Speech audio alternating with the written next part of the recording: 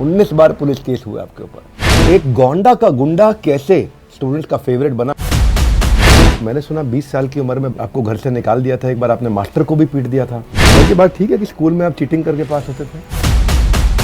मैंने सुना आपकी माता जी आपको खूब पीटती भी थी। मदिरालय में मैंने सुना आप 6 महीने बार टेंडर का काम करते रहे। क्या टीचर से ये सब चीजें अपेक्षित होती हैं आज के समय में? तो आपके एस्पिरेशन कुछ अलग थे कि भाई मैं या तो करूंगा ठेकेदारी या करूंगा राजनीति।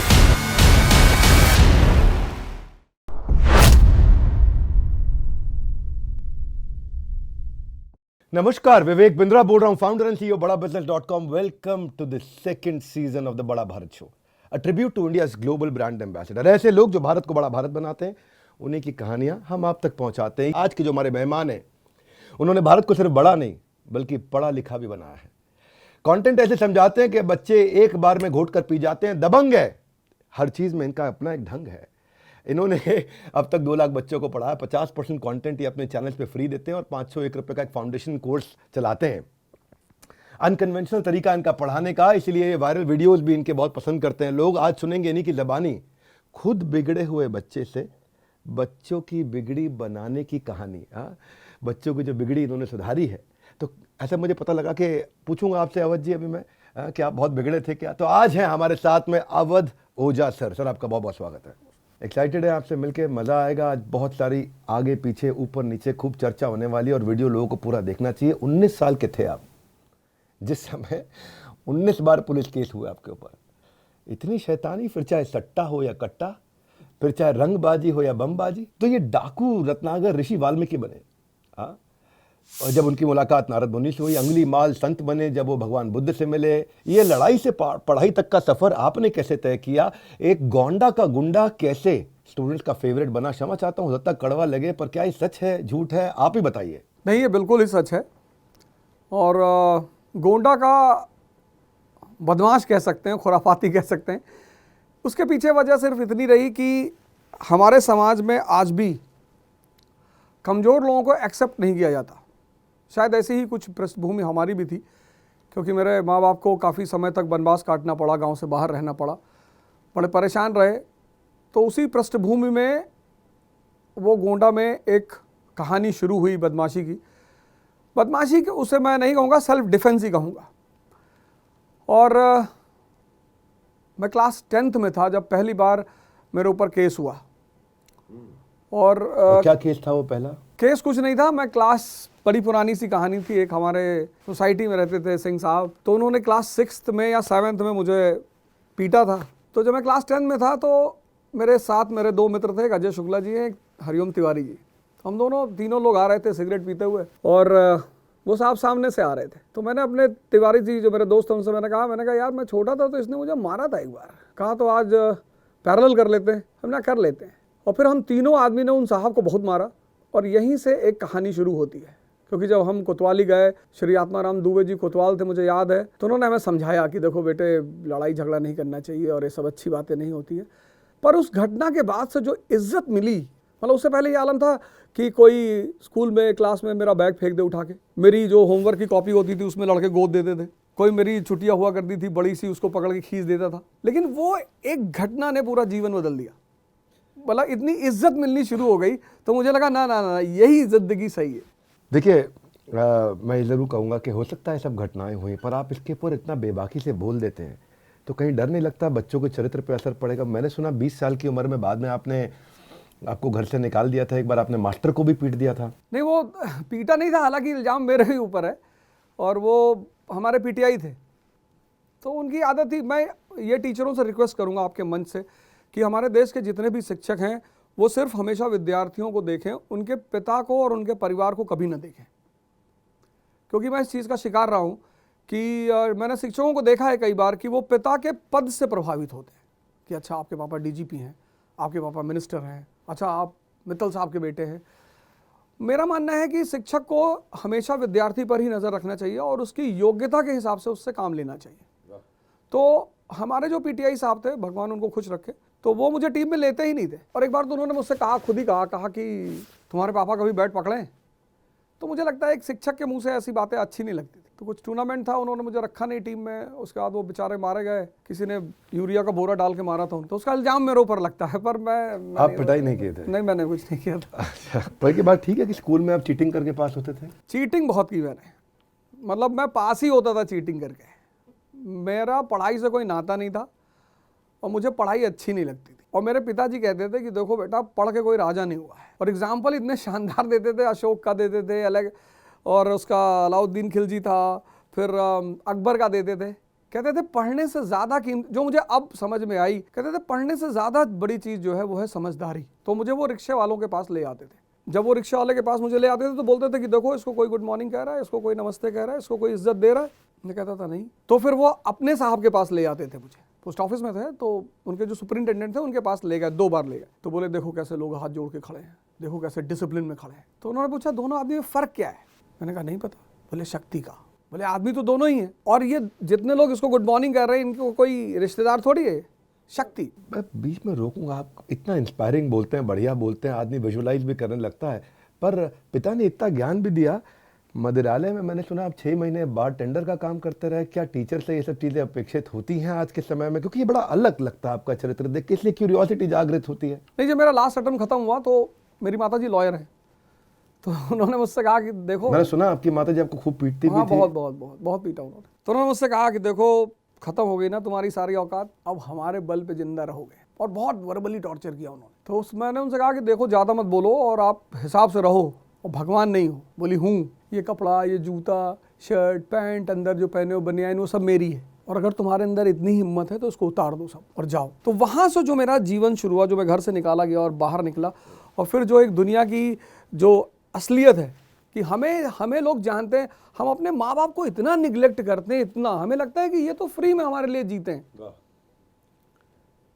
हमारे माँ बाप दुनिया में उन्हें भगवान हम क्यों कहते हैं? वो दुनिया में एकमात्र लोग होते हैं जो बिना इंटरेस्ट के हमारे साथ रहते हैं।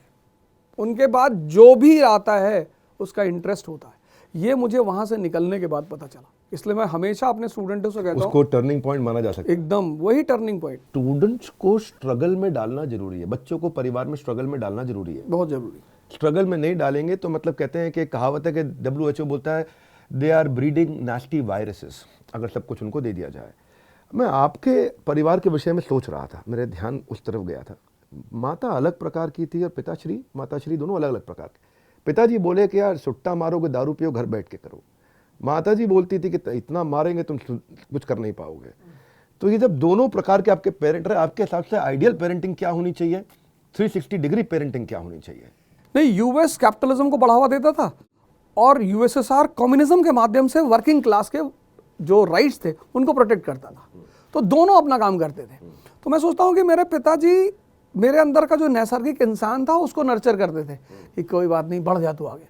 कभी कभी तो मुझे ये लगता था कि कोई कांड मुझसे करा के पीछे से मेरी माँ को बैक करके पिटवा देते थे। वो तो मेरे सामने अच्छे बने रहते थे कि नहीं सिगरेट कोई बात नहीं, फिर मेरी माँ को बता दिया कि चौराहे पे खड़ा है। तो ये जो काउंटर बैलेंसिंग पेरेंट्स में होती है, ये होनी चाहिए। एक तरफ क्योंकि जब लड़का जवान हो रहा होता है तो उसके अंदर ताकत होती है, बागीपन होता है, तो एक आदमी जब उसके साथ होता है तो उसके बिगड़ने के चांस कम होते हैं। वो अपने उस, जैसे आप अपने बच्चे के दोस्त हैं तो वो आगे आपको बता देगा कि पापा स्कॉच पी थी आज, तो आपको पता तो चल गया।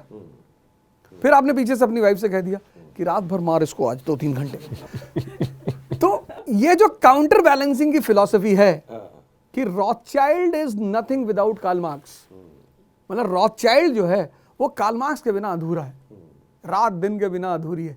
तो ये जो पैराडॉक्सिकल कॉम्बिनेशंस होते हैं ये पेरेंट्स को अपना ही करना चाहिए। आपके एस्पिरेशन कुछ अलग थे कि भाई मैं या तो करूंगा ठेकेदारी या करूंगा राजनीति। अच्छा, उसके बाद फिर ठेकेदारी राजनीति के अलावा एक मुन्ना भाई थे, वो MBBS के लिए निकल गए। एक ओझा जी हैं, वो IAS के लिए निकल गए। ऐसा क्या हुआ? पढ़ाई में से इतनी दूर रहने वाला इंसान पढ़ाई के इतना नज़दीक पहुंच गया, इतना करीब आ गया? इलाहाबाद मेरे जीवन में एक बहुत ही अहम स्थान रखता है, और खासकर HS उपाध्याय सर, शुभानु सर, उनका जो दर्शन पढ़ाने का तरीका है, नज़रिया है, वो इतना प्यारा है कि मतलब जैसे महाराष्ट्र के संत हैं तुकाराम एकनाथ जी के बारे में कहा जाता है कि वो भैंस को भी वेद मंत्र पढ़ा देते थे। मतलब अगर उनकी संगत में भैंस भी रहे तो वेद मंत्र पढ़ने लगती। ऐसे कुछ वो टीचर हैं। तो उनके क्लासों में बैठकर जो रुचि पैदा हुई पढ़ाई की, वो एक अलग तरह की। तो मतलब आपका कहने का ये है कि शिक्षक का बड़ा रोल है। बहुत, तभी तो हमारे देश में भगवान माना गया। शिक्षक जो कंसंट्रेशन पैदा करने की बात करते हैं वो गलत करते हैं। शिक्षक को पढ़ाई में रस पैदा कराना चाहिए, क्योंकि जहां भी रस पैदा होगा वहां कंसंट्रेशन पैदा होगी। Guys, let's acknowledge it. Fantastic answer. Fantastic. देखो, एक स्टूडेंट का और मेरे मन में था ये सवाल, आपने छेड़ दिया बात, और बड़ा मैं सारांश सबको देना चाहता हूँ। ये कह रहे कंसंट्रेशन से ज़्यादा ज़रूरी है रस। रस पैदा करे, कंसंट्रेशन पीछे पीछे अपने आप आ जाएगा। स्टूडेंट का मन ऑफलाइन क्लास में, देखो, एक होता है डायरेक्ट इंटरेक्शन, क्वेश्चन आंसर होता है, डाउट क्लियरिंग होता है। पिछले कुछ सालों में कई टीचर हुए हैं जिन्होंने ऑनलाइन क्लासेस को भी मज़ेदार बना दिया है। खान सर रहे हैं, अलग सर रहे हैं, विकास दिव्य कीर्ति हैं, आप खुद हैं। आपके हिसाब से ऐसा क्या कॉमन है आप चारों में जो बाकी सब शिक्षकों से अलग है? क्या वो रस की बात है या इसके अलावा भी कुछ है? नहीं, वो रस की बात है। रस के साथ साथ ये जो 3 नाम आपने लिए हैं, मैं लगभग 2 लोगों को तो व्यक्तिगत तौर पे जानता हूँ, खान सर को जानता हूँ और देवकीर्ति सर को जानता हूँ। इन लोगों में रस के अलावा इनके लिए शिक्षा बिजनेस से ज़्यादा सेवा भावना है।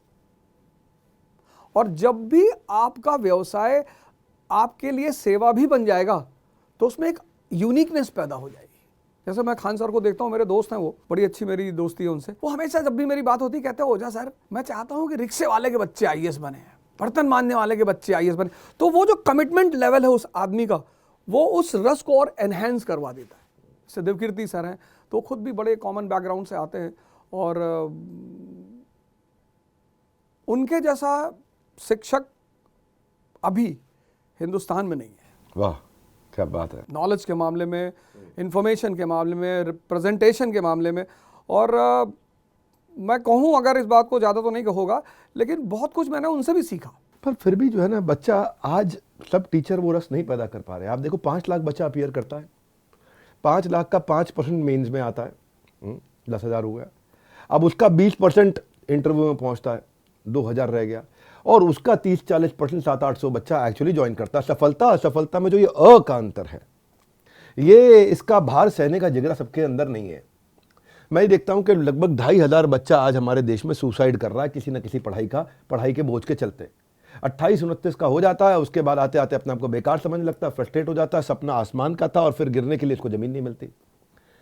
ओझा सर, आपने भी 4-4 बार एग्जाम दिया, अनसक्सेसफुल अटेम्प्ट किए, बाउंस बैक करने का जज्बा आप में था, सब में नहीं होता। ऐसे स्टूडेंट, इनके लिए आप क्या कहना चाहते हैं? नहीं, सपने को और जीवन को कभी मिक्स नहीं करना चाहिए। मैं एक बहुत ही छोटा सा एग्जांपल दूंगा। शेरशाह सूरी का, जमींदार का बेटा, जमींदार का, उसका ये कहना था, उसकी स्टेटमेंट में बार बार रिपीट करता हूँ, कहता जीवन जीने के लिए है और सपना मजा लेने के लिए है। तो ये जो लाइन ऑफ डिफरेंस है, जैसे मैं बहुत लोगों को देखता हूं कि वो सपने को ही जीवन मान लेते हैं कि अगर ये नहीं मिला तो मैं मर जाऊंगा। तो जीवन आपको मिला है जीने के लिए। जीवन जीने लग गए, सपना पक्का छूट जाएगा? नहीं छूटेगा। सपना छूटेगा बेहोशी के कारण, जीवन जीने के कारण। कलाम साहब जीवन जीते थे? कलाम साहब मुझे लगता है कि सपना जीते थे। नहीं, जीवन भी जिया उन्होंने। कितना सेवा किया। शादी नहीं किया, शादी की डेट भूल गए। नहीं, शादी ना करना जीवन का हिस्सा नहीं है, मतलब जीवन का एक अहम हिस्सा है शादी, पर वो ऐसा नहीं कि जीवन ही है। स्वामी विवेकानंद ने नहीं किया, लेकिन बहुत अच्छा जीवन जिया। तो जीवन जीना एक मानव के लिए ये है कि वो अपने जीवन को एक व्यवस्थित रूप से कैसे संचालित करता है, पैदा होने से लेकर मृत्यु तक। उस जो जर्नी है उसमें जो उसका सपना है वो उसको अगर प्राप्त कर लेता है तो बहुत अच्छा है, वरना जीवन खराब नहीं होना चाहिए। क्योंकि मैंने बहुत सक्सेसफुल कई सारे आईएएस ऑफिसरों को मैंने सुसाइड करते हुए देखा है। 2013 में कोई साहब थे, बक्सर के डीएम थे, उन्होंने यहाँ गाजियाबाद में रेलवे के पटरी के नीचे सुसाइड किया था। तो मेन चीज़ है, कानपुर के कोई एसपी थे, उन्होंने जहर खा लिया था।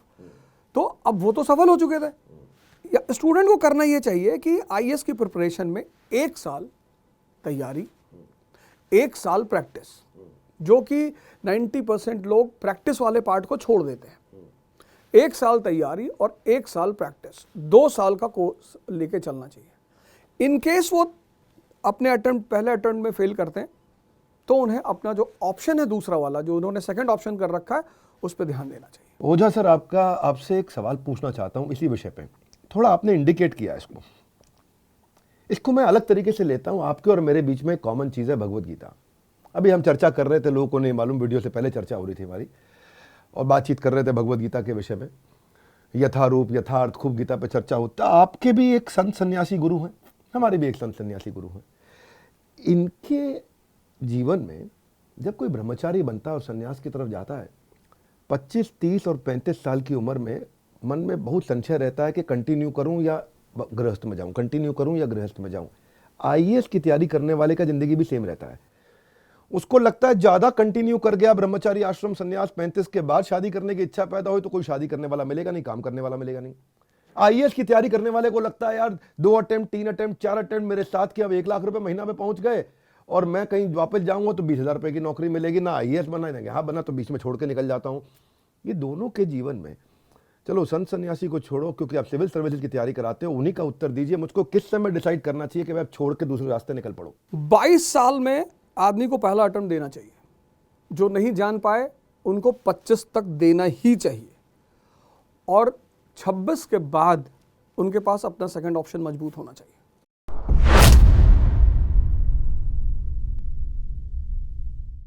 पर जब आप स्टोरी सुनाते सुनाते आपका कंट्रोवर्सी से भी नाता जुड़ जाता है। हमें देखते हैं भगवान कृष्ण को आपने यादव समुदाय ने उनको खूब पीटा, उस पर चर्चा कर दी है आप। फिर हम देख रहे राहुल गांधी को आप बोलते हैं इसको तो पॉलिटिक्स में रहना नहीं चाहिए, किसी काम का आदमी नहीं। टीचर को पढ़ाते वक्त क्या ये सब बोलना चाहिए? क्योंकि कंट्रोवर्सी फेवरेट चाइल्ड तो सुना था, पर कंट्रोवर्सी फेवरेट टीचर हम आज देख रहे हैं। आप लगे हैं मिर्ज़ापुर की तारीफ करने में, आप लगे हैं वासेपुर की तारीफ करने में, आप लगे हैं वायलेंस का ग्लोरिफिकेशन करने में। और कहानी जब आप मिर्ज़ापुर की सुनाएंगे तो ऐसा ना हो कि मन उस तरफ आकर्षित हो जाए, तो इसको कैसे संभाल पाते हैं फिर आप? नहीं, ऐसा तो नहीं हो जाता कि इस चित्रण को चित्रित करते वक्त पॉजिटिविटी की जगह कहीं बच्चा गलती से नेगेटिविटी की तरफ अट्रैक्ट हो जाए?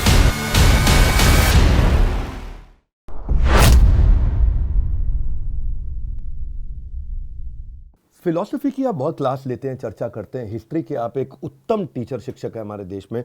और मैं कई बार आपके वीडियो में भी देखा, नोटिस किया कि आप सिद्धांतों पे, फिलॉसफी पे, प्रिंसिपल्स पे भी काफ़ी चर्चा करते हैं। ये कैपिटलिस्ट सोशलिस्ट इकोनॉमी पे अब मैं चाहता हूं कि इस पे आपको क्या लगता है कि हमारा देश प्रगति कौन सी लाइन पे कर सकता है? Capitalism should be the priority and socialism should be the goal. ठीक है, वेरी गुड, वेरी गुड। तो आप कैपिटलिज्म के माध्यम से लोगों की जीवन में खुशहाली प्रगति लाना चाहते हैं, ये कह रहे हैं? यूपी बिहार में जिस दिन इंडस्ट्री लगेगी, जॉब मिलेगी, सोशल इक्वालिटी पैदा होगी, इकोनॉमिक एम्पावरमेंट पैदा होगा, इकोनॉमिक एम्पावरमेंट पैदा होगा, सोशल इंडिपेंडेंस पैदा होगी। जो हमारी अमेरिका की फिलॉसफी है, जिसमें आज कहते हैं कि भाई वाह पूंजीवाद पूंजीवाद, लेकिन पर कैपिटा इनकम इतना अच्छा इसीलिए है क्योंकि वहाँ पे आप आखिरी तबके तक पहुँचा जा रहा है उसका। लेकिन तो इसका मतलब यह है कि आप कहते हैं कि भाई बिजनेस बढ़ना चाहिए, इंडस्ट्री लगनी चाहिए। तो आज गौतम भाई अडानी के साथ जो हो रहा है, हमारे ही देश के लोग जयचंद उनके खिलाफ हो गए। ठीक है, उनकी रिपोर्ट ऊपर नीचे हुई है, ठीक है, थोड़ी रिपोर्ट, लेकिन बिजनेस तो चल रहा है उनका, कैश फ्लोज तो है, फंड तो मैनेज हो रहा था। अब ये बात हुआ आज कुछ दिन हो गए, आज ये वीडियो पब्लिश हो रहा है, लेकिन फिर भी मैं आपका व्यू जानना चाहता हूं कि इस विषय में आप क्या कहना चाहते हैं? नहीं, इस विषय में मुझे ज़्यादा जानकारी नहीं है, लेकिन मैं जब तक, अगर अडानी जी का बिजनेस में अप्स एंड डाउन चलते रहते हैं, मतलब डाउनफॉल और अपराइजिंग चलती रहती है, वो मुद्दा नहीं है। लेकिन बिजनेस में जो फेक एंट्रीज हैं, अगर वो बाहर आती हैं, तब अडानी जी दोषी माने जाएंगे।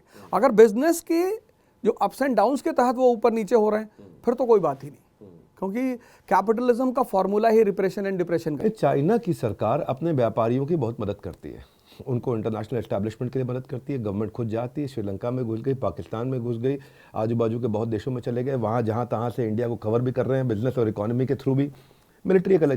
हमारे देश में जैसे ही कोई गवर्नमेंट, कोई भी गवर्नमेंट हो, वो किसी बिजनेसमैन को सपोर्ट करने की कोशिश करती है, तो उसके ऊपर सवाल पैदा हो जाते हैं। आप इसको किस नज़रिए से देखते हैं? नहीं, ऐसा बिल्कुल नहीं। बिजनेसमैन पर सपोर्ट तो होना ही चाहिए। 1850s में भारत में इंडस्ट्रियल रेवोल्यूशन शुरू हुआ, पहला कॉटन मिल बना मुंबई में 1854 में। 1870s तक आते आते भारत में भारतीय पूंजीपतियों ने कई सारी फैक्ट्रियां खड़ी कर ली। 1876 में लिप्टन आता है, तब वाइस रॉय, उसने इंपोर्ट ड्यूटी 1% कर दी, पूरा भारत का बाजार बाहर के सामानों से फ्लड हो गया। तब भारत के पूंजीपतियों ने कांग्रेस जैसी संस्था के जन्म में अहम भूमिका निभाई।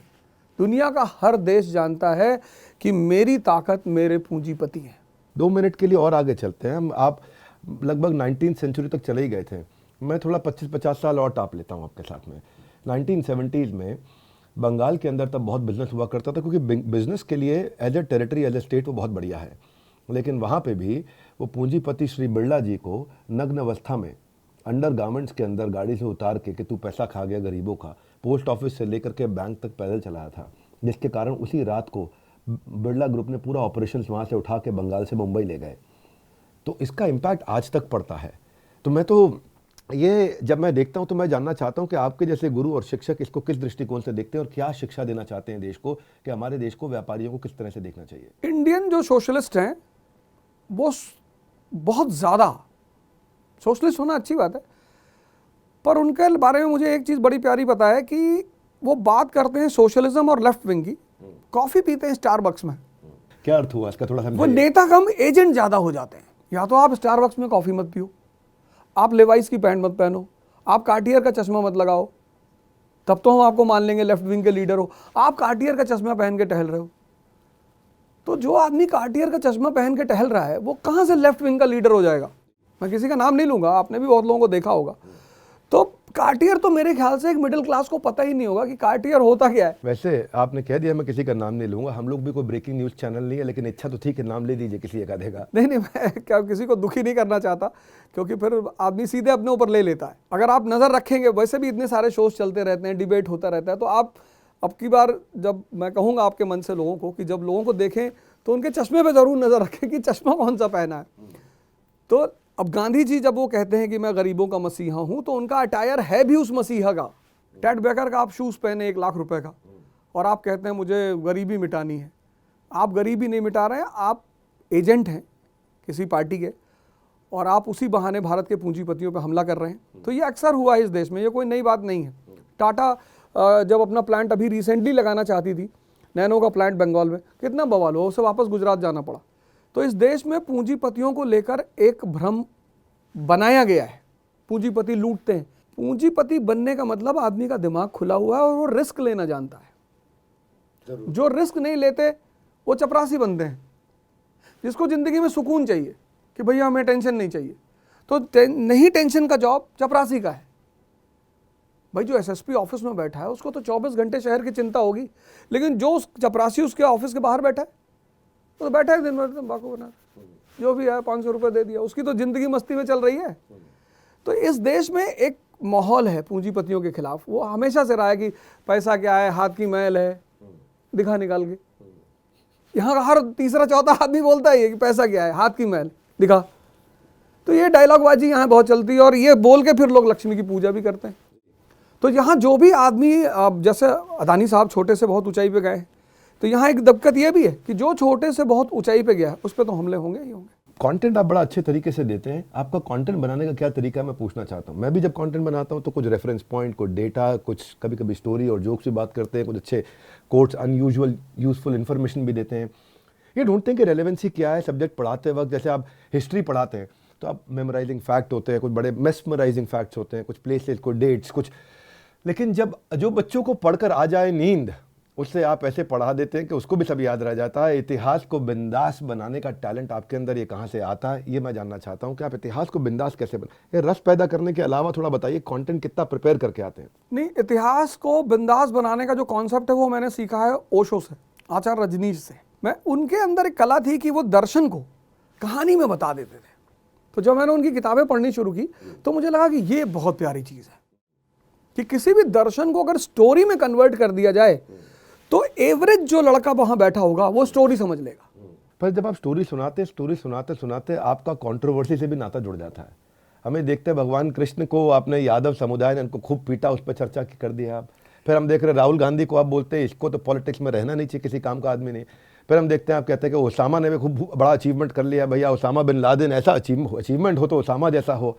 तो टीचर को पढ़ाते वक्त क्या ये सब बोलना चाहिए? क्योंकि कंट्रोवर्सी फेवरेट चाइल्ड तो सुना था, पर कंट्रोवर्सी फेवरेट टीचर हम आज देख रहे हैं। नहीं, कंट्रोवर्सी इसलिए क्रिएट होती है क्योंकि जब भी कोई टीचर बोलता है तो किसी कॉन्टेक्स्ट में बोलता है। जैसे हम जब टेररिज्म पर चर्चा करेंगे तो 1980s में जब भारत में टेररिज्म शुरू हुआ और हमने इंटरनेशनल कम्युनिटी को बोला कि साहब हम टेररिज्म के शिकार हैं, तो पूरी दुनिया ने कहा कि नहीं नहीं कोई टेररिज्म नहीं है, ये तो सेल्फ डिटर्मिनेशन की आवाज़ है, लोग परेशान हैं पंजाब और कश्मीर में, हमारी कोई सुन ही नहीं रहा था। जब ओसामा बिन लादेन ने ट्विन टावर पे हमला किया तब जॉर्ज बुश जूनियर ने कहा कि this is terrorism, the world is facing the menace of terrorism. मतलब तुम मार खाए तो अगला बदतमीज और हम मार खाए तो डिटर्मिनेशन। तो मैंने उस पर्सपेक्टिव में ये बात रखी कि वो आदमी हमारे लिए बहुत हेल्पफुल था। तो मेरे जो चाहने वाले हैं बहुत सारे हैं, तो वो उस चीज़ों को मैनिपुलेट करके प्रेजेंट कर देते हैं कि ओझा सर ने की, आउट ऑफ कॉन्टेक्स्ट निकाल देते हैं। आउट ऑफ पर आउट ऑफ कॉन्टेक्स्ट भी निकालें, क्योंकि आउट ऑफ कॉन्टेक्स्ट निकालने के लिए पहले कुछ होना तो चाहिए, और होता भी है आपकी बातों में। आप लगे हैं मिर्ज़ापुर की तारीफ करने में, आप लगे हैं वासेपुर की तारीफ करने में, आप लगे हैं वायलेंस का ग्लोरिफिकेशन करने में। तो जब अब जैसे हम भी देखते हैं, तो हमारा एक कैमरामैन मिर्ज़ापुर देख रहा था, यहीं कहीं खड़ा होगा, हम उसको पकड़ लिए, तेरा जन्म मिर्ज़ापुर देखने के लिए हुआ है, हैं तू जिंदगी में मिर्ज़ापुर देख। लेकिन हम आपको, आपके बारे में आने से पहले मैं थोड़ा पढ़ रहा था, पूछा भाई टीम से, तो बोले कि आप मिर्ज़ापुर बहुत पसंद करते हैं। तो मैं जब बात करता हूँ कहता हूँ कौन प्रवीण तांबे, सुपर 30, मैं बात करता हूँ दंगल, रॉकेटरी, मैं बात करता हूँ भाग मिल्खा भाग, मैरी कॉम। तो जब मैं आपका ये देखा तो मुझे ये लगा कि ये कहीं ऐसा तो नहीं हो जाता कि इस चित्रण को चित्रित करते वक्त पॉजिटिविटी की जगह कहीं बच्चा गलती से नेगेटिविटी की तरफ अट्रैक्ट हो जाए, क्योंकि कहानी आप ओशो से सीख के सुना देते हैं। अब कहानी जब आप मिर्ज़ापुर की सुनाएंगे तो ऐसा ना हो कि मन उस तरफ आकर्षित हो जाए, तो इसको कैसे संभाल पाते हैं फिर आप? नहीं, मेरा उद्देश्य ये होता है कि लड़के को थॉट प्रोसेस को दिखाना। जैसे मिर्ज़ापुर के जो कैरेक्टर्स हैं उसमें एक अखंडानंद त्रिपाठी का कैरेक्टर है, साउंड कैरेक्टर, मतलब उतना प्यारा कैरेक्टर कुछ भी कर सकता है। आपकी फैक्ट्री में आग लग गई, सीएम आपको फ़ोन कर रहा है, पूछ रहा है ज़्यादा नुकसान तो नहीं हुआ? आपने कहा कि नहीं नहीं कोई ज़्यादा नहीं हुआ, लेकिन आप एक काम करो, आप ये शो कर दो कि आपकी सरकार ने इस पर रेड मारा था और एक बहुत बड़ी अवैध असलहे की फैक्ट्री तबाह की गई प्रशासन द्वारा। जिस आदमी को अपने नुकसान को अपने फ़ायदे में बदलने की कला पता हो, उसको कौन हराएगा? मैं बार बार ये बात कहता हूँ कि लर्निंग इज़ लाइफ। बहुत बढ़िया। अगर आप सीखते नहीं हैं तो आप जीवित नहीं है। Studying is not life. अगर पढ़ा नहीं है जिंदगी होता तो सारे पुरोहित दुनिया में उच्चतम पदों पे बैठे होते। Learning is life.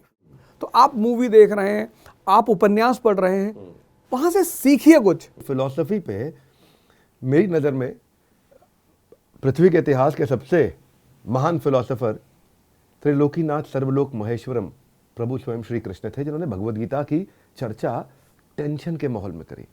Ukraine Russia के वॉर में जो टेंशन है वो क्या, कभी बम पड़ा, कभी रुका, कभी वहां लगातार चल रहा, शंख बज चुके, तीर चल रहे एक के बाद एक। भगवान कृष्ण बोल सकते थे अर्जुन क्या करना, लड़ फटाफट से, तू उस समय रात को कमरे में बात कर लियो मुझसे, अभी कह रहा युद्ध नहीं करूंगा। भगवान कृष्ण ने पूरी गीता सुना दी, वहां पर शांति बनाए रखी उधर। वो अखंडानंद त्रिपाठी बता रहे थे आपको, वो असली कैरेक्टर कृष्ण, मुझे लगा कि वो और अखंडानंद त्रिपाठी कहीं लार्जर वर्जन है। हाँ। इतना लार्जर वर्जन के भाई इस समय इतना पीस के भाई आपने क्या बताया, नेगेटिव परिस्थिति को अपने पॉजिटिव में बदल दिए। कृष्ण ने भी इतनी नेगेटिव परिस्थिति में भगवद गीता दे दी हमारे को। मैं आपसे ये प्रश्न इसलिए करने जा रहा हूँ, चर्चा इस पे इसलिए छेड़ रहा हूँ कि आप गीता पसंद करते हैं, मैंने सुना बहुत ज़्यादा, बहुत, और गीता का काफ़ी गुणगान भी करते हैं आप। ये गमछा जो है ये स्वामी अड़गड़ानंद जी का है और यथार्थ गीता उन्होंने लिखी है। तो आज मैं लेके आना भूल गया, पर मैं आपको भिजवाऊंगा, आप जरूर उसकी टीका पढ़ें। कैसे नहीं, बिल्कुल पढ़ेंगे, एकदम पढ़ेंगे, पढ़ के आपको बताएंगे हमने क्या सीखा उसमें। मैं ये जानना चाहता हूँ गीता ने आपकी जिंदगी पे क्या प्रभाव डाला, उससे कोई एक दो शिक्षा जो आप देना चाहें, क्योंकि गीता मेरे हृदय के बहुत नजदीक है। मन का सबसे बड़ा अस्त्र है पेशेंस। ये मैंने गीता से सीखा। जिसका मन शांत है उसके पास ऐसे ऐसे विचार है, मतलब जो मैं कभी कभी सोचता हूँ, मैं क्लास लेता हूँ या कोई नया टॉपिक पढ़ाता हूँ तो एक इनर थॉट आता है जो मुझे भी नहीं पता होता कि ये मैंने कहाँ पढ़ा था। यानी मन का अपना कोई वजूद ही नहीं है। तो बिना, कबीर तो गाली देते हैं मन को, कबीर तो बहुत गुस्सा है मन पे, कहते तू है रंडी फिर भी हंडी। मतलब भारत के एक ऐसे संत हैं जिन्होंने मन को गाली दी, किसी ने गाली नहीं दी, क्योंकि ये सुबह रात में तो कहेगा कि कल सुबह 4 बजे उठना है, रात में पूरी तैयारी करवा देगा, अलार्म लगवा देगा और जॉगिंग ट्रैक सूट रखवा दिया, सब कुछ रात में सेट करा दिया कि सुबह उठना है। और जब 4 बजे अलार्म बजेगा तो यही बोलेगा कि 5 मिनट और अगली बार नींद खुलेगी सुबह 8:30 बजे। इस दुनिया में 95% लोग बाहर से नहीं परेशान हैं, अपने मन से परेशान हैं। इस पे एक श्लोक भी सुना देता हूँ। कृष्ण कहते हैं, चंचलम ही मना कृष्ण प्रमाथि बलवद दृढ़म तस्याहम निग्रहम मन्ये वायुरिवस्तु दुष्करम। कि हे अर्जुन, ये मन चंचल है, चंचलम ही मना कृष्ण, प्रमाथि ये पागल भी है, बलवद बलवान भी है, दृढ़म जिद्दी भी है। और क्या कह रहे हैं कि अर्जुन वायुरिवस्तु दुष्करम, तुम इस मन को, तुम वायु के बवंडर तूफान को अर्जुन कंट्रोल कर लोगे अपने तीरों से, लेकिन मन नहीं कंट्रोल कर पाओगे। अर्जुन घबरा गया था। बाद में कृष्ण ने उसका उत्तर भी दिया कि उपाय क्या है। उपाय उन्होंने बताया था कि अभ्यास न तो कौनते वैराग्य न च गृह्यते, बाय डूज एंड डोंट्स है। अब मैं आपको ले चलता हूं एक नई जर्नी पे। ये जर्नी है रैपिड फायर की। इसमें मैं प्रश्न पूछूंगा, तुरंत आपको उत्तर देना है, तुरंत। अब जो मन में पहला उत्तर आए दे दीजिए अपने स्टाइल में, है ना। ये सोचने का समय नहीं दूंगा मैं आपको। उत्तर देने की सीमा आपकी है 5 सेकंड की। तैयार है? ठीक है। तो ओझा सर फंसाएंगे नहीं आपको, ऐसा कोई राजनीतिक प्रश्न नहीं करेंगे।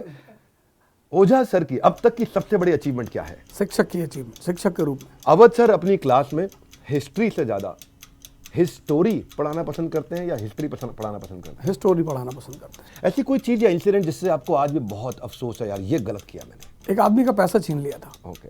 मिर्जापुर के अगले सीजन में अगर आपको बोला जाए आप भी काम करने आ जाए तो चलेंगे? अखंडानंद जी के साथ करेंगे।